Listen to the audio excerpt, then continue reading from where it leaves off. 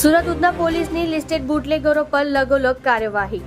Listed bootlegger Pankaj રાણાના ઘરમાં બનાવેલ ચોરખાનામાંથી વિદેશી દારૂનો જથ્થો ઝડપી આપ જોઈ રહ્યા છો ગુજરાતની સૌથી પહેલા ખબર આપતી Surat express news channel director Rajesh મંગલીની સાથે બનાવવામાં આવ્યું।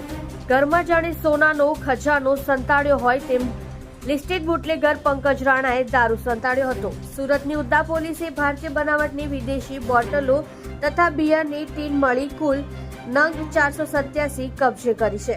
અલગ અલગ ખાનામાંથી કુલ ₹66,000નો દારૂનો ઝડપી પાડ્યો છે। પોલીસે પંકજ રાણાની કરી ધરપકડ।